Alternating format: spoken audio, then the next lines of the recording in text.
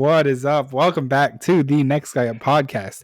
We got the whole squad here today. We got Mason, we got Tins.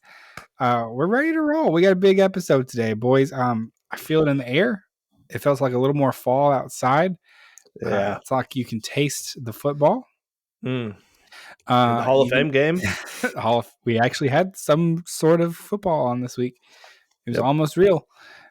So pretty exciting stuff. We got some SEC action coming at you. We are going to break down a couple more teams as we go through our SEC over-unders. I've got some data to give you. I've got some SEC strength of schedule talk as well. Maybe surprise you, but I've put together my own some algorithms, some ranking systems. I am going to share it with you. Maybe it could help you get some gambling at some point along the season. Who knows? We all went together and saw the new Fantastic Four movie, so we will be doing some Fantastic Four talk. We've got some press releases. We got some things to talk about in the news. Mason's got some trivia for us, I think, of some kind. Something like that. So we got a big episode, guys. Huge. How are we doing, everybody? We feeling good? Feeling great. I'm feeling really good. I deposited some money in the DraftKings just today because I know Zach is about to unleash the algorithm of all algorithms to win college football bets this fall. And these are the only bets I'm going to take every Saturday. I'm going to base them off Zach's algorithm right here. And DraftKings is listening, so you need to get these bets in quick before they start moving the line. So that's why Tinsley's already got the money in, loaded, ready to go. Pull the trigger on some bets, and then DraftKings is they're gonna change everything because they're gonna be like, oh, Zach knows what he's talking about. So, but yeah, I've been out a couple episodes. I know I needed to come back in because I'm the movie expert of the group. You know, the big movie. That's a total joke, by the way. But he's right about the fall weather. We literally went from like July 31st, it was like still 90-degree weather, to August 1st, it was like doom and gloom and cold and windy or colder. So bring on the fall. Colder, yeah. Bring on the fall and bring on the pumpkin spice, right, Tins? Okay, don't start that. I saw the pumpkin spice Starbucks glass bottle drinks at Walmart the other day. Had to roast them real quick. I walked into Walmart sweating because it was 90 degrees before 10 a.m. And then there's pumpkin spice sitting there in my face. I mean, they've already been putting out the Halloween stuff in the Walmart. And it was Halloween July still, so just getting prepared. No respect. Craziness. No respect for seasons. Back in my day, we had seasons and holidays. I've said it once. I'll say it 10,000 more times. Down with Big Pumpkin. I know you're listening. Mr. Pumpkin himself. So clearly, yeah. I was just gonna say, clearly people are buying it if they wouldn't be putting it out this early. Is that justification? Clearly people are deranged. They're the sheep, Mason. They see something, they're like, oh, I have to buy this. Everyone else is buying it right now. Yeah, exactly. They're not like you, Mason, buying Ferrero shares for Halloween. That's right. You think outside the box. We went to Knoxville. We were on a Pokemon card hunt, and we're just in the Target hanging out. And Zach, there's some good Halloween candy just sitting out there, and points over, and it's that candy. I think, to be honest, I don't think none of us, all three of us, the amount of times we brought up that candy has still said it correctly. Not one time. Why don't you just say its name? What is it? Baltimore? You just say it. I have a policy that if I can't pronounce it, it doesn't belong in my Halloween basket. Oh, that's a good policy. Pharrell Rochelle. That's no way that's right. I'm being disqualified. No, you're adding some L's in there. That 100%. I think we should add a segment in. Maybe this would have been perfect off-season talk. I want Mason and Tins to give me, like, if you had 5 minutes to break down the Pokemon craze and like what the pieces are of it, how would you do? Like, from someone who has like me, who has no idea what's happening, if you could just be like, here is the main idea, here are the stuff people want, here's what people do, here's the big idea in like 5 minutes, that would be a fun segment. I think I would like to learn 30 seconds. Maybe we should just do it now. Everyone who liked Pokemon cards when they were kids are now adults with money. That's exactly what it is. And then Okay, there's but that I want like a little deeper than that. Like, how do you get cards? What's the problem? Like, what can you talk about? they're Like the not scalping situation a little bit. Like, they're not they're not releasing enough product all at once to where people can all get it, and people just go and buy it all at once and then sell it for double because there's so much FOMO on missing out on cards that you're willing to pay double retail to get the cards. It has a lot. so what are the most like sought after packs or sets? Like, what? Whenever you're looking, some what are sets you are looking more for? It's all based on what you like. It's like Tinsley could list off, and you're probably going to think he's speaking a different language, but there's names of each set that comes out, and he could list off because he likes certain, they call them hit cards, but usually when you go through a pack, you're going to have a bunch of common cards, but at the end is usually, not always, but usually somewhat rare card or a holographic, shiny card. And so it just depends on what you collect. And it depends on what you collect and what you want, but obviously a lot of it has all these some of it fluctuates on what you want. I guess that's not the right word. But for me, I just buy cards that I want. But other people, they're in it for the money. So it's like some obviously packs have more like valuable cards in them than others. And sealed stuff like collects value. Like there's stuff from 2-3 years ago that if you've kept it sealed up until now, because Pokemon eventually stops printing sets after a few years, so then it becomes harder to find.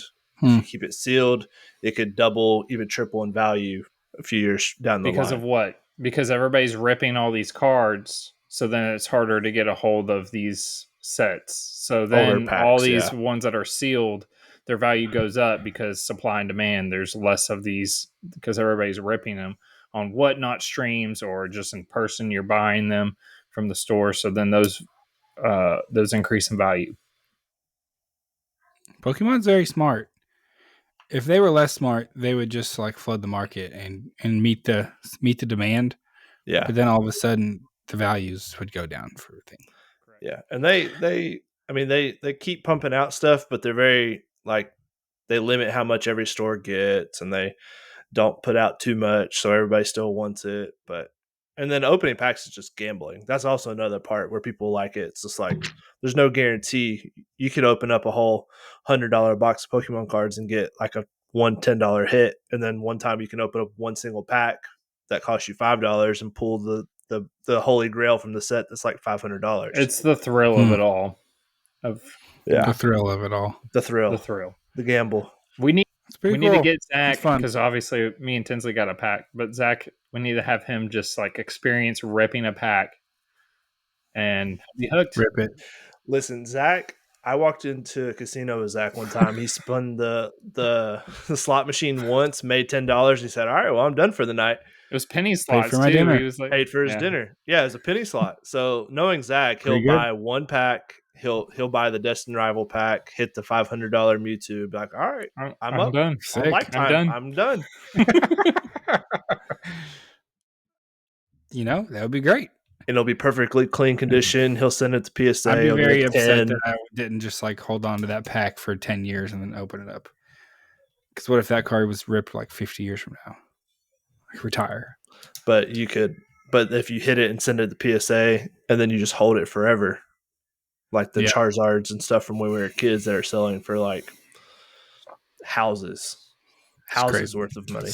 Back in the day when we were younger, you didn't have this problem of trying to find them. Every single time I went to Walmart, they had exactly what I was looking for. I was just on my parents' budget and I didn't have adult money, so they still would let me and my brother buy a couple packs and they were what, $3 back then, 10s, 4 maybe $3 a pack. Well, my other option is to parlay together all 16 of my SEC over-unders and just hit the 16-leg parlay real fast. And it's a better option. That'll be good. It's another option that I'm also investing money in. See, I took all my summer gambling money. Instead of doing baseball this summer, I just invested in Pokemon. Probably I don't know which one I burned through more. On home run parlays. Pokemon's been more fun than betting on home runs. I'll tell you that. Because then you have to watch baseball. Yeah, no one's trying to do that. This is the number one anti-baseball podcast, I think, sometimes. Yeah, we maybe trash talk about baseball a little too much, but here we are. We'll never get that MLB money. It's been clear. Yeah. This is a football show that supports two of the smallest market NFL teams. Maybe not Jags. Tens. Let's not get 10 started. He's been on a roll this week. 10's 16th in attendance last year, even though we were absolute garbage. Yeah. Okay. What's up? I see. I knew this was gonna happen. Why'd you say anything? Tens has been a menace. I think he's very high on the Jags. We've done very little NFL talk so far. Yeah. But he's high on the Jags this year. If I had to guess, there are double-digit futures on the Jags that rely on the Jags season, or winning the AFC South, or that one has got a lot of things going on. So we will definitely do some talk, but there's been a lot of Titans talk. Titans look pretty bad. So that's something. To follow up on what Zach said, the Titans had the fewest viewership last season. The Jags second to last. So you would be correct. That's TV though. You're just looking at TV. How else do people watch? You're like YouTube TV. I'm talking about game attendance. I'm sure if I looked that up, it could probably correlate game a little bit. Doesn't count because the weather in Jacksonville is like favorable all year long. Where near the end of the season in the northern parts, it's like 10 degrees and stuff, while it's still 60 down in Jacksonville. It's pretty nice. But why is it pretty nice place to live? I think that skews the number. Why does that matter though, Tins? Because number one wasn't even it wasn't. I'll tell you what the team was. Because people for 12 years told me our attendance sucked and we were going to move to London because of it. That's why. But I said TV viewership, and I wasn't talking about attendance. I don't care about that. I watch them on TV. That's all that matters. Sure. Well, Lions had the number one viewership last year. The Lions? Yeah, shocker. Under 10.5 wins. Lions. Book it. There's your NFL future for the day. Wow. Go ahead. Remember that. Under 10 yes, he does have the betting lines memorized, everybody. The win totals. It's pretty impressive. I got a few. That is a bet that I took.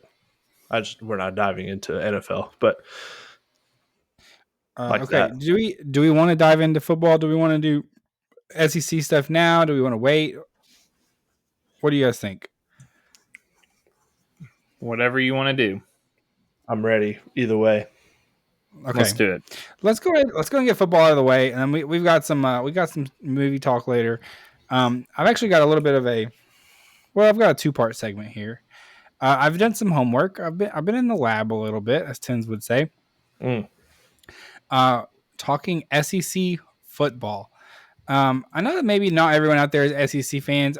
We cover the SEC. I may do something similar for Big Ten if I've got some time, but I was curious as to who has. Yeah, not really, but it would be very interesting. So what I really wanted to get in some kind of metric for who has the toughest SEC schedule this season.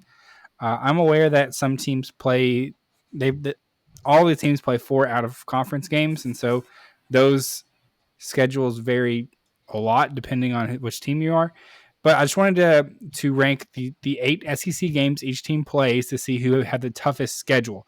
To do that, I had to give each team some kind of ranking, some kind of rating.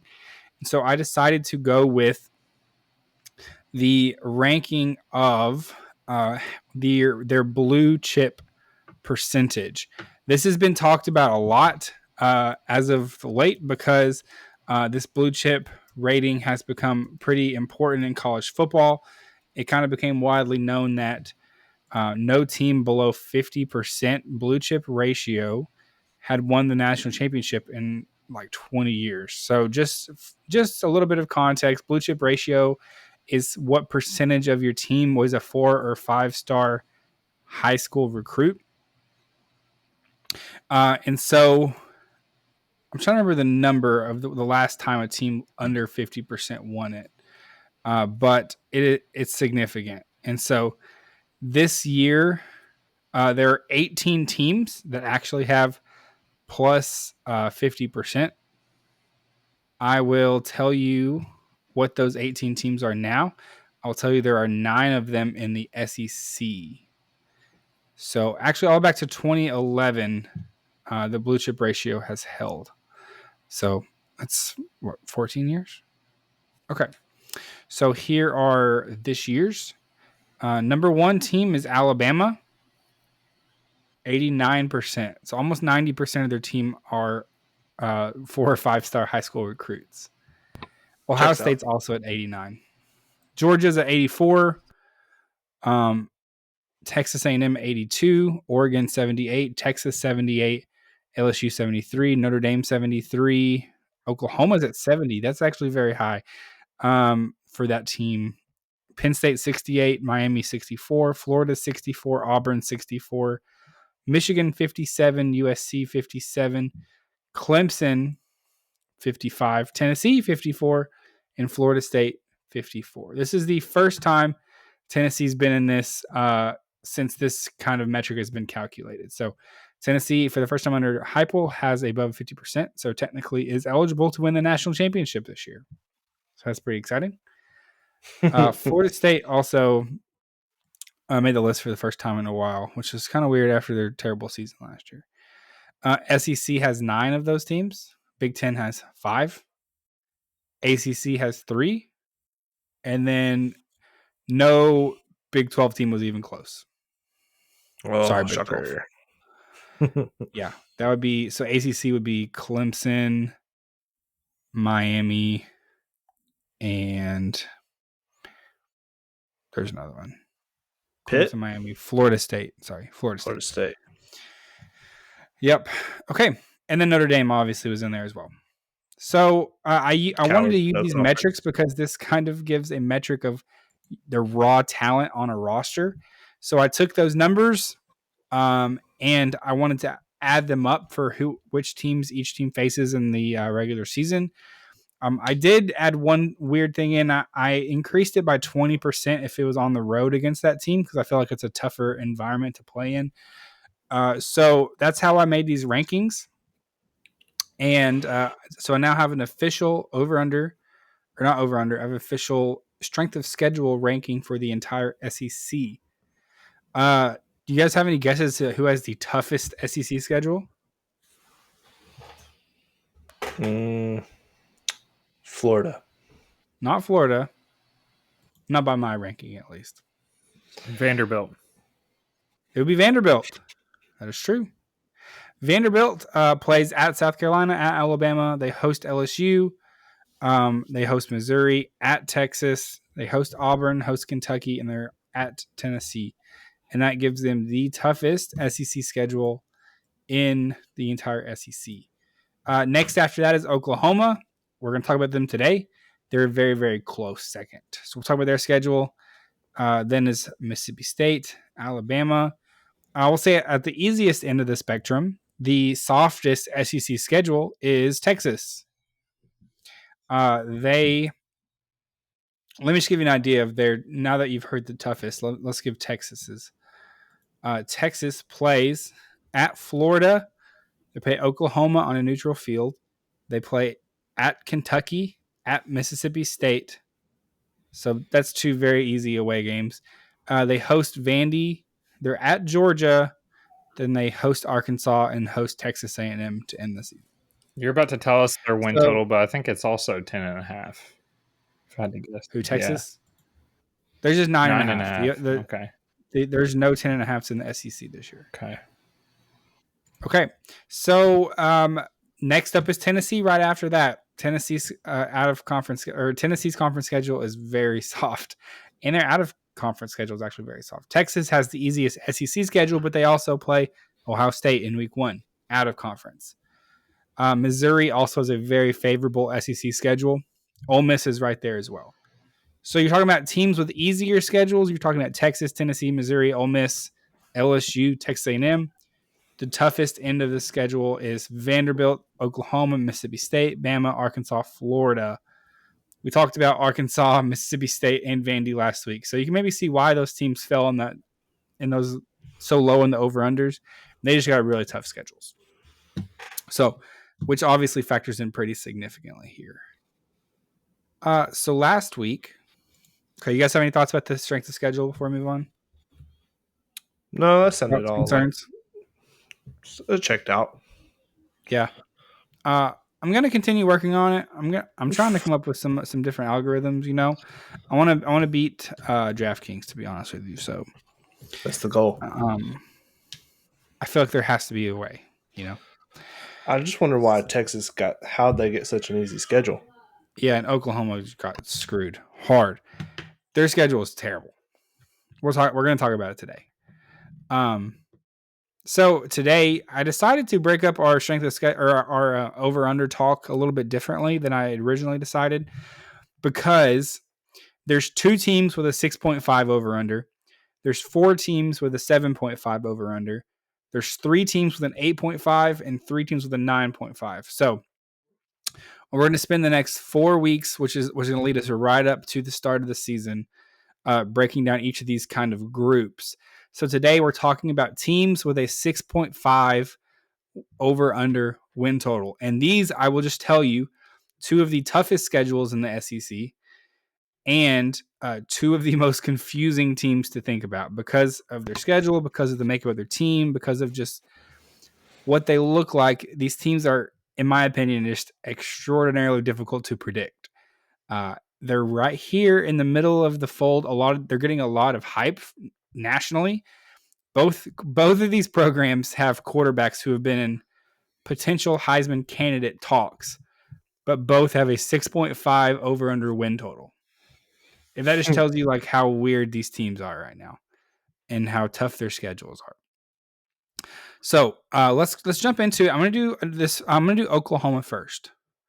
Oklahoma over under win total is 6.5. Let me just give you a little bit of background for maybe those of you who haven't caught up and haven't been dialed into like the media days and things. Coach Brent Venables this is kind of make or break. I don't know. I think if there's a potential if they win 6 games, he's probably going to get fired. They went out and got a new quarterback in the transfer portal. This is probably the biggest news of the offseason. John Mateer goes from Washington State, and he came over with his offensive coordinator from Washington State, Ben Arbuckle. This was huge news because Mateer, I think, was the number 1 quarterback in the transfer portal this year. Oklahoma locked him down. Obviously, the Jackson Arnold experiment went pretty bad last year. They lost a lot of football games. They did not look good in their first SEC season. I think everyone kind of acknowledged that their schedule was just pretty horrible. But at the end of the day, this is Oklahoma. It's the SEC now. You only get so many do-overs and so many new quarterbacks and things like that until the rent comes due. And so Venables is in a situation right now where he needs to win at least 7 games, in my opinion, if he wants to keep his job. A lot of people like John Mateer. Like I've legitimately heard Heisman talks about him. He was playing at Washington State last year, so that's just tough. For the level of competition is really tough for me to get around of talking about Heisman, someone who came from that schedule to an SEC schedule that we're going to talk about in a second. I just have a hard time with it. Cam Ward did it, but in the ACC. Yep. In the ACC, very true. I'm not saying it's not possible. It certainly is. But boy, is it just not that easy. So let's talk about the schedule, especially. 4 non-conference games, a really interesting one. Illinois State, we're counting that as a win. Michigan, week 2. Very, very interesting matchup here. Michigan with potentially a true freshman starting quarterback who's been hyped up as much as you can hype up a true freshman starting quarterback, probably. I have no idea what this game's going to look like. It's just very confusing. I don't know. I have no idea what Michigan's going to look like as a team. They came out last year and looked really bad. I don't know. These are both teams that really struggled on offense last year. Oklahoma really struggled on offense last year. But both teams have also had a pretty big overhaul. So that's a really interesting matchup. I'm going to count that as an Oklahoma win. But boy, is that a question mark. I just don't know what Michigan's going to look like. I have no idea. Where's the game being played? If you said it's that already, I missed it. I didn't actually say it. You keep going. I'll find it. I can find it. Yeah, I don't know the answer to that. It is in Oklahoma. Okay. Can somebody do the DraftKings? What's my line on that? I think they'll have it available. I got you. Okay. Yep. So moving on, we have Temple, Kent State. I'm going to count those as wins, so that's at least 3 wins. But here, let's play a fun game for the team. Let's play a game called Find the Wins in the SEC schedule here for Oklahoma. Oklahoma -3, by the way, against Michigan. 3-point favorites. Okay, so I'm just going to give them the benefit of the doubt and say they win that in Norman. So that's 4 wins. We're going to play a game called Find the Wins in Oklahoma's schedule. They host Auburn. Maybe. Auburn is one of the bigger question marks in this entire list as well. I'm pretty down on Auburn. Some people are really down. Jackson Arnold. Your quarterback. Transferred there. He had a bad season, but who knows? Auburn could be bad. They could also be good. I that truly coach is like, he's pretty. He gets figured out pretty easy. Yeah. People are saying like they're not allowing media to record it all during practices because he runs just the same stuff over and over and over. And he's just an easy coach to figure out. Yeah. They're over under win total is 7.5. If you're curious, Auburn. And Jackson Arnold just bad. Yeah, he could be. He could be, but he also have a much better season. I don't know. It's one of those things. It's like who knows until we see him on the field. So we could call that I actually called that a win for Oklahoma. It's at home. I think they have an advantage there. So that they play Texas and Dallas, neutral site. They play at South Carolina. Yeah, so, give me South Carolina. If they beat Auburn, they're going to be undefeated coming into this Texas game, which would be that would be a humongous game if that happened. Oh yeah. At South Carolina, they host Ole Miss. At Tennessee, at Alabama, they host Missouri, and they host LSU to end the season.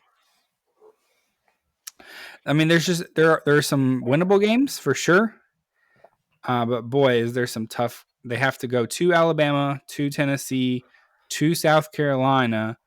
That's 3 losses for me. And then they play Texas on a neutral site. And then at home, you're playing LSU, you're playing Ole Miss. I think that Ole Miss game is going to be your hinge point, whether this hits or not, to be honest with you. In my calculations, at 6.5, they have to beat Ole Miss probably for this to happen. Which could happen in Norman. I mean, I think that's going to be a big, big game against 2 teams. Honestly, I feel like are at a pretty even playing field, probably talent-wise. I don't think Ole Miss got the level of quarterback they wanted as far as like a transfer. Yeah.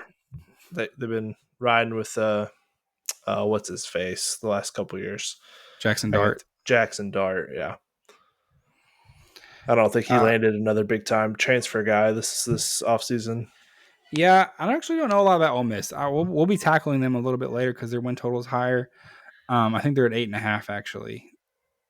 But this Oklahoma schedule is certainly that. I mean, it's we have it ranked as the second toughest in SEC. You can see why. I mean, it is a murderer's row. Auburn is probably your softest one there. Missouri is kind of a question mark. Missouri's been a team talked about like could go 11-1 potentially just with how soft their schedule is. Yeah. They have some question marks just like everyone else does, but who knows? That Missouri team is also just very confusing. But so here we are. This is maybe my hot take. I am taking over 6.5 wins for Oklahoma.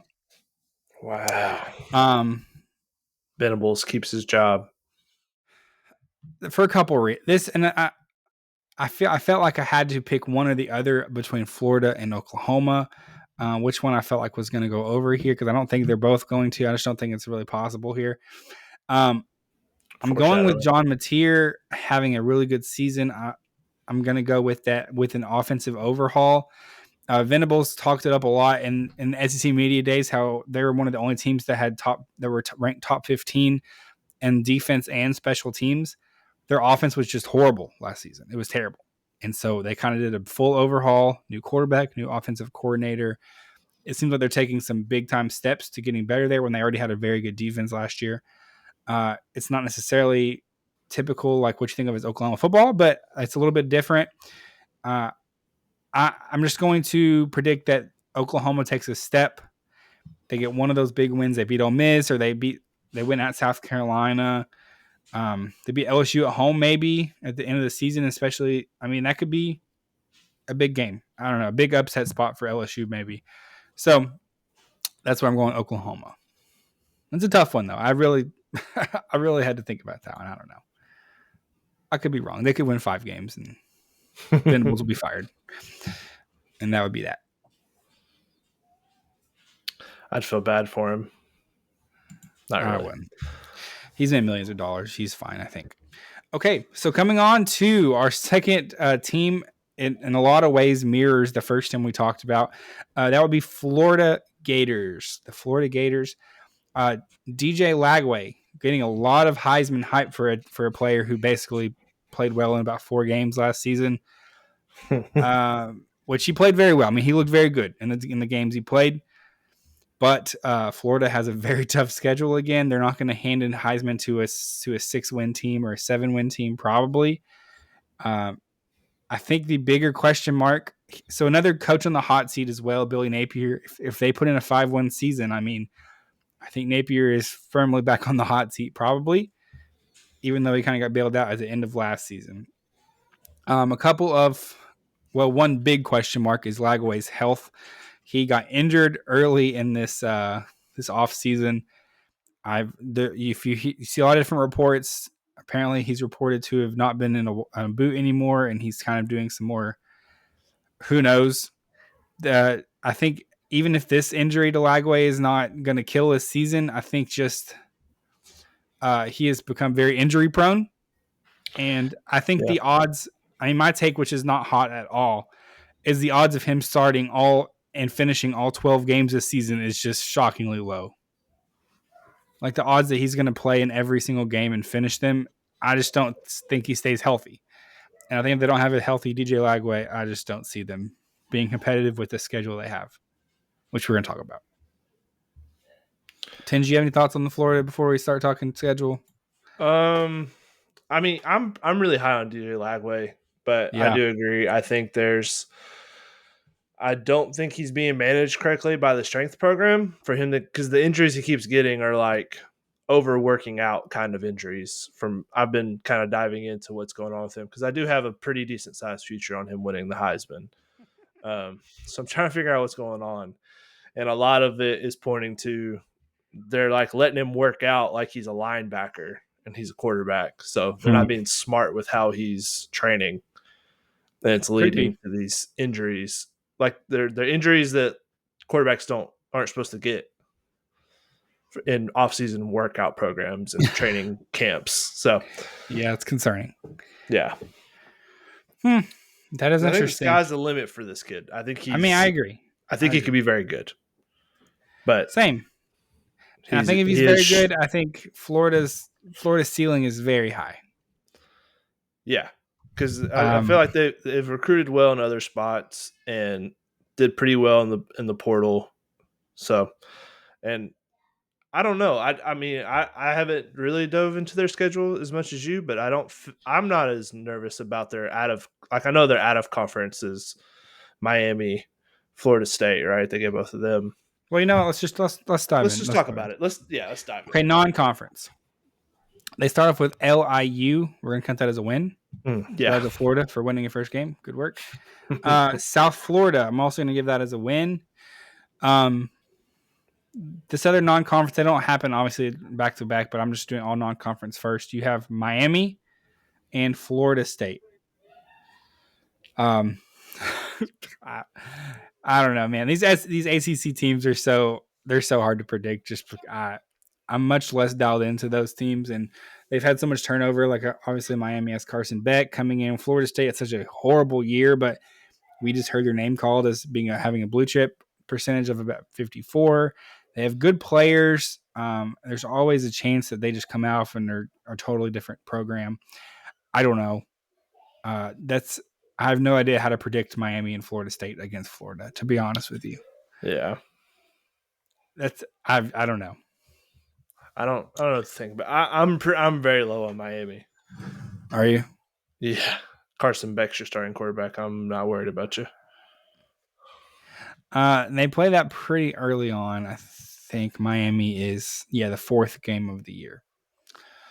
Okay, well, we'll come back to that. Let's talk about the rest of their SEC schedule, which is rated pretty high. It's rated in the top 3 or 4 hardest schedules. They start off with at LSU, which that's your third game of the year. Yeah, boy, LSU is tough. Yeah, that's a night game, 7:30. I mean, that's if Florida's 3-0 at that point, or 2-0, and so is LSU. If LSU could beat Clemson, I mean, that could be an electric game at night. We all know what Death Valley is at night. It could be very fun. That's a hard road game right there. Then they go to Miami, the fourth game of the season. So after that, they have they host Texas at the Swamp. They go to Texas A&M, which is just a tough place to play as well. I mean, College Station, I don't know. Texas A&M is a middle of the road team, but it's tough in College Station. They host Mississippi State, so congrats Florida on a win there. I'm going to go ahead and give that one to you. Yeah. They play Georgia at a neutral site as always. They go to Kentucky. I'm going to give them a win for that, Kentucky. So shout out. That's 2 SEC wins so far. They go to Ole Miss, and then they host Tennessee in the Swamp late this season. I think Florida is already like a decent favorite in that Tennessee game, hosting at the end of the season. That one is honestly too. It depends so much on how the season's gone so far that it's hard for me to say. Like, there's a reality where Tennessee and Florida are both like 5, 6, 7 win teams, and it's kind of an afterthought at that point. Yeah. Or there's a chance that both teams are like fighting for a playoff spot, and that becomes a huge game. I don't know where that is. Yeah, to be honest with you. So, I mean, Tennessee has had a shockingly hard time winning in the Swamp. So, I mean, I think realistically you could give Florida that game, and I would not argue too much about it. But that's still only 6 wins. You're going to have to win another one somewhere along the way. So I had them, if you count them beating Miami and Florida State, that would be 7 wins with Tennessee. It's just a tough conference schedule, and you have a couple of toss-up games in the non-conference that are not cupcakes. Yeah. Like I said, Mississippi State and Kentucky, I feel okay about giving you those. A lot of the rest is is Lagway going to carry you? Is Lagway going to be a huge boost? Or if he gets injured, you could start off the season 3-3, 4-4, and all of a sudden it's like you're in big trouble. I'll say this: if he's healthy going into the LSU game, and you think Florida can win that game because that's LSU at night, that's prime time. That's when you take his Heisman right then and there, because the storyline wise, if he goes into LSU and wins that game, then Florida could be a problem. But that's such a hard game. That over under, I like the 2 out of conference games. I feel like they beat Florida State and Miami, so I kind of lean more towards the over. I do see what you're saying. 3 SEC wins. Yeah, 3 SEC wins with Mississippi State, Kentucky, and probably like Florida or Tennessee or Texas A&M. I feel like they could get one of those. Yeah, if not both. Sure. Yeah, I mean, I think there is a reality where Florida could be a 9-win team and Lagway could be a Heisman hopeful, finalist. And they could make the playoff, and they could do the whole thing for sure. There's also a reality where they're a 6-win team, I think. Their season kind of depends on him. And DJ Lagway, Billy Napier is on the hot seat with 6 wins, I think. And I don't know. I'm going to take the under here. That's my official prediction. Okay. But that is kind of betting on Lagway not making it hurt. Yeah. They're more QB dependent than. I mean, most college teams are. Most college teams don't roll around with a capable backup that's like going to come in and win you a bunch of games. But he's more injury prone so far in his career than anyone else we've seen. His style of football, I mean, he just plays physical. He runs a lot. And they play a very, very physical schedule. They play against a lot of very big teams, and I don't know. I just have a feeling that he's not going to make it to the end of the year, which, I mean, it's a bummer because I think he's an awesome player. I mean, I'm not rooting for that in any way, but it seems like he's got a hard time staying healthy. So, okay, so that's where we're at. Next week, we will be covering 4 teams with a 7.5 over/under win total. That would be Missouri, Texas A&M, Auburn, South Carolina. What a collection of teams right there. I can't wait to talk about South Carolina. That is your absolute middle of the road teams. Very interesting. Okay, so that's been your SEC talk for the day. Love it. That was long-winded. I'm sorry, but this is what the people needed, though. What we needed. We're trying to beat DraftKings out here. Yeah, people need to hear the facts. Okay. Also, well, do we want to get into the second half of our programming today, which is let's do it. Movie related? We all went and saw a movie last weekend together. Fantastic Four. That's very good. Thank you. We're excited. Let's do a quick reaction. Mason, everyone wants to hear from, I think. Yeah, we walked out of the theater, and I think they were also wondering what my thoughts were. Do y'all remember? I think I gave it an 8.1. 8 point. It's a pretty good rating. It's action packed. It had a good storyline. It's different. Sometimes I feel like I'm seeing the same movie over and over again. Sometimes we're very similar. This one was different. Not sure how many spoilers we're gonna do on this, but I enjoyed the movie a lot. So there's that. Wow. Yeah. Tens. I thought it was good. The story was very fun. I went in a little hesitant about the casting of everyone. Not the biggest Pedro Pascal guy as far as I think he's good in Mandalorian, but I didn't know how I was gonna be with him doing a leader of a superhero group character. But he was good. Reed Richards, fun character. Not really. He's actually a big stick in the mud character. But I thought they did good. I think what they've set up for the next steps of Marvel is good. There's a few things, not a lot. There's a few questions I have, more questions than I would call them plot holes. But overall, good. Definitely go see it. It's worth going to see in theaters. We saw it in IMAX, and that was really fun. But I do think it is at bare minimum a theater movie. Don't wait for this one to come out on Disney Plus. This one's worth it. Which I saw on Twitter that we got a better visual. There was a side-by-side visual of some of the scenes, and we got to see more because we did the IMAX. So that's the first time I've ever done IMAX. I really enjoyed it. I didn't know what to expect. $30 a ticket, but it was well worth it. So, Zach, your thoughts? Yeah, it's become a talking point. I did like the movie. I thought it was fun. I like the 60s kind of backdrop to it. I appreciated a little bit of a return to maybe more. It felt like a more traditional, superhero type movie. It's been Marvel has kind of gotten crazy with. We've joked a lot, and I think the most popular take nowadays, right now, is that some of the movies like Quantumania and Thor: Love and Thunder, and there's a couple movies in a row that sort of have destroyed audiences because The box office took a huge hit this week. We saw the box office numbers drop dramatically into the second weekend, which is not great for its overall health. It dropped like 80%. And so it had a very positive first weekend, like 117 million or something like that, which was pretty good. But it dropped a lot. And so it's on track for a decent, I mean, it's going to make like 500 million probably. But that's very low for what it is. I think a lot of people were treating it as like a reboot. And I think they were certainly attempting to do that. And I think they did a pretty good job.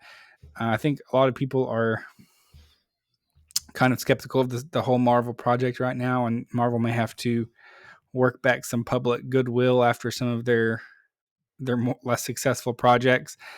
So let me ask you, especially Thunderbolts and Fantastic Four both have kind of underperformed in the box office. Let me ask you this, Zach. Do you think or Tinsley, do you think the drop happened because you're going to have the diehards, like they're going to see every Marvel movie no matter what they went and saw that first weekend where, you were talking about, you still have to convince just the general public that is not the diehards, not the comic books fanatics, not anything like that. Like that's what you're having to try to get back. So you saw that big drop because of everybody that went to the opening weekend. Does that make sense? Sure. I mean, I think that's definitely a piece of it. I think people who go first weekend are generally people who are very excited about it, who are going to watch everything no matter what, who just like going to the stuff. I think second weekend typically is a lot more of like word of mouth. People who are waiting to see how it does in the first weekend, people to wait till they get some reactions from their friends or from people online they trust. And so it's pretty disheartening to have such a big drop off, even though I think a lot of the public reaction was pretty positive to it. I don't know. I think the whole movie going thing is the movie experience. I did see that so far both Fantastic Four and Superman are tracking towards like between 500 and 600 million box office total, where the new Jurassic World ended at like 700, over 700. So the Jurassic World movie did better box office wise than Superman and Fantastic Four, which is kind of just a wild thing. It's a weird place we're in. I think people just are a little skeptical of the superhero thing. I think the question is whether it can come back or not. I think Marvel is really trying. I think the last two movies, most people who saw them recognized they were significantly better quality than some of the stuff that came before. But it's a matter of, can you get everyone else back in? Like, can you get the public who are totally checked out to check back in? It's not easy. I don't know if it'll happen or not. I have one question. How in the world are we in the year 2025 and we can't get a better CGI baby? That's my question. Spoiler alert. Well, I didn't feel bad with asking that question because the commercial actually came up today on TV and it was showing like how they get the baby like in the car and how they're like struggling to put the seat in the car type of thing. I was like, okay, people know. It's like literally the last scene in the movie. Yes, they showed that in the trailer. So I didn't feel bad asking that question. But how with all the technology, we're not making baby... Well, maybe I should rephrase that better. Yeah, the baby looked pretty bad. Yeah, there's some pretty bad CGI. Mason wants more baby making in movies. I've never said that. No, he said he wants better baby making. CGI wise, yes. Also, there was like 8 minutes that were kind of slow in the middle. That was like, okay, we need to take this out. But yeah, the stopwatch out. As soon as he got a little tired, he's like, "Yeah, let's keep track." It's like maybe I should go get another refill of popcorn. Which, by the way, me and Zach crushed 3 buckets. Well, we crushed some popcorn. It was two we buckets. Did exactly what I always tell people to do on the pod, which is you crush a bucket before the movie starts, and then you crush a bucket during the movie, and then you get a refill on the way out, which I did, and we took it home. So, bang for your buck. Bang for your buck. I felt like, yeah, these guys are obsessed with popcorn. Tim's famous popcorn hater. It's true. Okay, Fantastic Four. Then Mason's in. I'm in. Tins is mid. I'm in. I like it. Okay. I'm very interested to see how what's going on with Doctor Doom. He's a pretty big, important part. New Spider-Man and now the talk has kind of changed pretty quickly to the new Spider-Man movie coming out next year. That is the next big Marvel project that will be dropping. And so that's kind of started making headlines now that Fantastic Four is out. It's going to be a big one. I think it's going to be a huge movie. Punisher's in it. Yeah, that'll be fun. They did like a little teaser. It was not a trailer. It was just like got to see his new him suit. in his new suit. Yeah. Mm-hmm. Yeah, that's become at the forefront of the kind of Marvel. They want to get back to like what Spider-Man actually is. He never had the nano. Well, I don't know, like the nanotech suits. They want to get that out here and do a refresh. So I'm excited for that. I just want to know what happened to Galactus' ship. I haven't found a good theory about that yet. For anyone who hasn't seen it, there's a giant ship that just parks itself in the Earth's atmosphere and then just stops. So Galactus can come fight us. Spoiler alert. So what happened to his ship? It's a great question. Maybe we'll find out. Maybe humans take it over and start eating other planets. Could be sick. That's bad. We don't want to get the ship anywhere close to Galactus to be able to hop back in it and then come get us again. But no spoiler alert, everybody. But nobody's running the ship now, so maybe it's just like chilling up there. Nobody's like giving orders out. That was all Galactus. So maybe that's the plot of the new Spider-Man movie. Spider-Man goes up there and just like, wonder what this does. Starts eating planets on accident. Consuming planets. Okay, something to think about there. We have some other press releases, everybody. Things we want to talk about. Get off your chest, Mason. Well, yeah, I was wondering. Now that we're talking about movies, and I don't know if you guys have talked about it in previous episodes, but comedy. Everybody, well, we talked about Happy Gilmore 2 and how comedy's back. Maybe, who knows? But now people are really talking about if comedy's back with this new Naked Gun movie, and the ratings have been like through the roof. None of us have seen it, so that's very helpful for the pod. But 91 on Rotten Tomatoes, and it had like 100 to start, which I don't know how the new one, the new Naked Gun, yes, that came out. Okay. The only the only thing that I'm sold about this movie is that it's only an hour and 25 minutes long. It's pretty good. This guy. It's pretty good time right there. It's an famous hater of movies. No, I'm not a hater of movies. Like, I'm a hater of incredibly long movies that are so give me an hour and a half. Endgame, pretty long. That's a fact. Yeah, you're not wrong about that. 7.1 on IMDb, by the way. Yeah. So I don't know if anybody's heard, interested, even want to talk about it. The guy that plays Mole Man is in it. Paul Walter Hauser. Oh, Mole Man? We didn't talk about him. I thought you said Mall Man. What about the Mole Man spinoff? I like him. He's a funny guy. Yeah, I liked it. He was very funny. He's probably the funniest part of the movie. That added a little extra comedy to the movie, yes. I agree. I didn't know much about him, but apparently he's like a very old school Fantastic Four villain. Yeah, I didn't know about from it the either. 60s era comic books. So there you go. Hopefully they keep him around. I want to see him go up against Dr. Doom 1v1. If only we had Let's take this fight underground, Doom. We needed him during Thanos. That's what we're missing. We wouldn't have had. Avengers assemble and Mole Man comes out of the ground like with his crew. That'd be sick. It would have ended with Infinity War. We wouldn't have had an end game if. Yeah, Mole Man would have never let it get that far. Correct. Exactly. I think Mole Man would have teamed up with Thanos. He's like, what if we just don't count underneath the ground? 50% of everything above ground. Negotiated.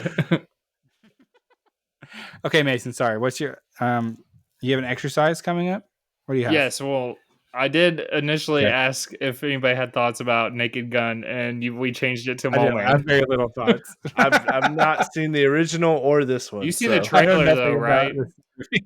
Yeah, I just know it's a very like silly 70s and 80s comedy. Is it like a James Bond parody? Is that the idea? Everybody it's like James Bond, and like it has the comedy of like what Airplane has. Yeah. Combine that. Yes. Airplane, very funny. So I'm shocked. Very hilarious. Because I've been doing this. I don't know what's wrong with my brain. Probably a lot of things. But like I'm saying Naked Gun, but sometimes I'll say Top Gun, which is a movie that came out. So I thought I would come up with an exercise of movies that have similar titles. So that's the first one. Like, and no one's seen Naked Gun, so we're not going to do that one. But Naked Gun and Top Gun. So I found a list of movie titles that at least have one word in them or have similar like titles, and they're all like completely different, not even close to the same. Okay. But I want you all to pick which movie you like more. Love it. And there may be some on here that I'm just going to leave out. Maybe I'll throw them in here, but you may have not seen them. Maybe the audience has seen them. So the first one we're going to start with is the word story. A Christmas Story. Christmas. Yeah. Do we want to guess? Never ending. Do we want like Toy Story and Toy Story? And another one on here is A Cinderella Story. So those three movies. Never ending story. There you go. Wait, what was the first one you said? What was the starting Christmas Story. Oh, Toy Story. I'm in on Toy Story. Yeah, same. Okay. I think little kids. I want to try this exercise. It makes it easy to rewatch. Yeah. I want to try changing this game a little bit. I'm going to give the name. I'm going to give the word, and then maybe you guys can list off the title names, and if not, then I'll give them, and then we can pick out the. So the next word, Little Rascals. Okay. Little Giants. It's on the list, but yeah. Yep. It's a good one. Stuart Little. There you go, Stuart Little. Little Mermaid. Yep. Oh, there you go. Got him. There's two more on here. The little engine that could. That's a book. We got Chicken Little and Little Women. Little Women. Okay. All right. So what's the favorite out of those? I've never seen Little Women, so I guess we're going Chicken Little. Chicken Little, Little Rascals, Little Mermaid, Stuart Little. I'm gonna go Little Mermaid. Macy's one of my favorite movies. Shout out Macy. Okay, Stuart Little. That movie's lame. Lame. Got him. It's got that kid from the Little Vampires. That's another one. Little Vampires. The little dorky kid from Jerry Maguire. It does. Yeah, you're right. That's the one where like they he befriends a vampire, right? And then they there you go. They gotta do vampire things. Okay. All right, next word. Book. Jungle. Book of Eli. That's on the list, but that's a good one. Jungle Book, Book of Eli. National Treasure 2, Book of Secrets. Yep, that's the one. Best Nicolas Cage movie ever. I'm just kidding, actually. Book. I don't know. All right. What else you got? The Notebook. Green Book. Never seen it. 2018. Yep. That won an Oscar. Oh. And Booksmart. Also not seen that. It's got Viggo Mortensen in it. There wasn't enough racing or action for Mason. Correct. Not a single gunfight. Okay, so we got Jungle Book, Notebook, Book of Eli, Green Book. You threw one in there. Oh, and of course... I'm going National Treasure 2, Book of Secrets. Yep, same. All right. There could have been way more for this one, I feel like, but this one just has a list of 4. So, Love. Love, Actually. Yep, it's on the list. Famous Rick Grimes movie, Andrew Lincoln. Love, Actually. He said that. you just said that. I don't know. What's another one? Love and Basketball. P.S. I Love You. Crazy Stupid Love. Yeah. That's a good one. Steve Carell. Yeah, that's probably my favorite. Yeah. Crazy Stupid Love. It's kind of a rom-com, but... Okay, next word. Here we are. I don't know if is this a good game? I don't know. I can't tell. We're laughing, so it's good. Electric content, Mason. Last of the Mohicans. There you go. Last Resort. Last Samurai. Yep. That's a good one. Last Friday Night. Last. That's a song. I don't know what else you got. Avatar: The Last There you Airbender. go. The Last Airbender. It was a movie, 2010, and then they did the 2 different series. I know what you did last summer. Yeah. Cool. Remake Those that are right good. now. Those are like the only scary movies I like somewhat like. I've never watched it.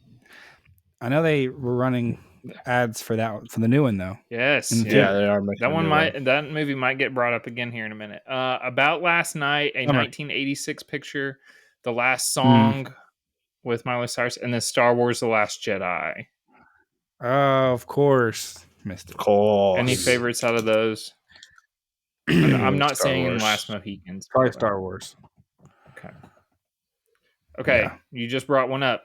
The word is summer. This is we got 2 more. I think we could do. We got 3 more actually.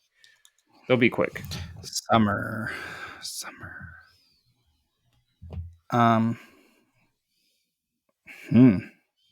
Summer Before I Turned Pretty. It's a series. That's a really big TV series. show. Oh, I thought it was a movie series. I think that's what my wife is watching literally as we speak. There you go. Oh. You just brought up the movie. Summer. I know what you did last summer. I know what you did last summer. Right. 500 Days of Summer, a 2009 movie. Yeah.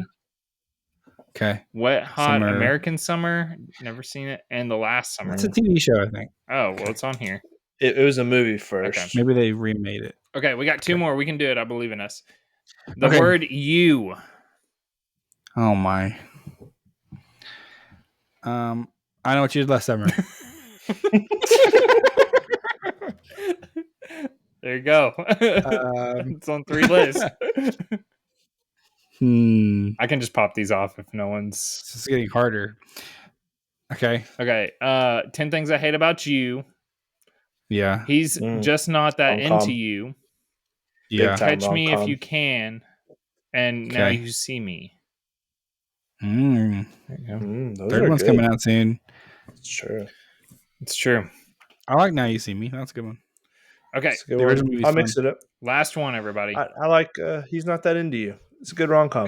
Shout out. Rom-coms. Bring them back, just like comedy. It's got Bradley Cooper and Scarlett Johansson in it. And a bunch of other people. Bingo. I think Taylor Swift was in that one, maybe? No, that was Valentine's Day. Disregard.